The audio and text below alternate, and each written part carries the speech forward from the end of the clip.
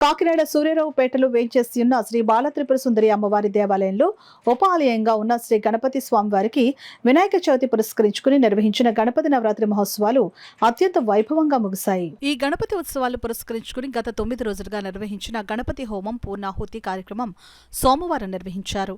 ఆలయ చైర్మన్ గ్రంథి బాబ్జీ నేతృత్వంలో జరిగిన ఈ పూర్ణాహుతి కార్యక్రమం గత 9 రోజులుగా ఈ హోమంలో పాల్గొన్న వారి చేత నిర్వహించడం జరిగింది. ఈ సందర్భంగా ఆలయ ఈవో విజయభాస్కర్, చైర్మన్ గ్రంథి బాబ్జీ మీడియాతో మాట్లాడారు.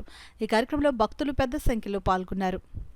బాలత్రిపుర సుందరి అమ్మవారి దేవాలయంలో గణపతి నవరాత్రులు 9 రోజులు చాలా దిగ్విజయంగా జరిగాయి. ఆఖరి రోజు అయినటువంటి ఈ రోజుని హోమంలో పాల్గొనడం ఒక చైర్మన్ గారిని అదృష్టంగా భావిస్తున్నాను.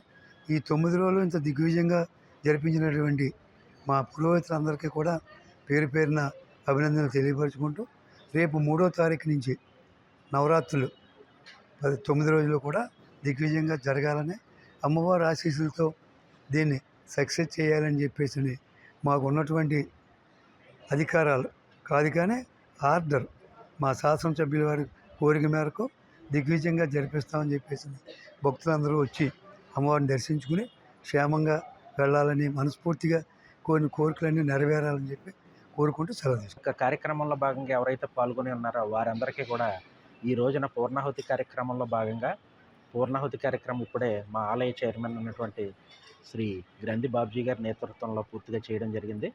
ఈ యొక్క గణపతి నవరాత్రులు ఎవరైతే చేసుకున్నారో వారందరికీ కూడా మా ఆలయం తరపున అన్నప్రసాద వితరణ మరి కొద్దిసేపట్లో ప్రారంభం కాబోతుంది. ఈ యొక్క కార్యక్రమాలన్నింటిలోనూ కూడా వచ్చే 3వ తేదీ నుంచి కూడా ఇక్కడ నవరాత్రుల అమ్మవారి యొక్క ఉత్సవాలు ప్రారంభమవుతున్న నేపథ్యంలో ఇప్పటికే అన్ని రకాల ఏర్పాట్లు మేము ప్రారంభించి ఉన్నాం. ఆ యొక్క కార్యక్రమాలకు గాను మాకు స్థానిక శాసనసభ్యులైనటువంటి శ్రీ వనమాడి కొండబాబు గారు పలు రకాలైన సూచనలు, ఆదేశాలు ఇచ్చిన పిదప ఆ యొక్క ఆదేశాలను మేము పూర్తిగా పరిగణలోకి తీసుకుని భక్తులకు ఎటువంటి అసౌకర్యం కలగకుండా రాబోయే ఉత్సవాలు కూడా అత్యంత ఘనంగా నిర్వహించడానికి అన్ని రకాల ఏర్పాట్లు చేస్తున్నామని మీడియా ముఖంగా తెలియజేసుకొనొచ్చు. ఆ యొక్క కార్యక్రమాల్లో ప్రతి ఒక్కరు కూడా భాగస్వాములై అమ్మవారి కృపా కటాక్షాలకు పాత్రలు కాగలరని మా ఆలయం తరపున భక్తజన కోటికి ఆహ్వానం పలుకుతూ సెలవు.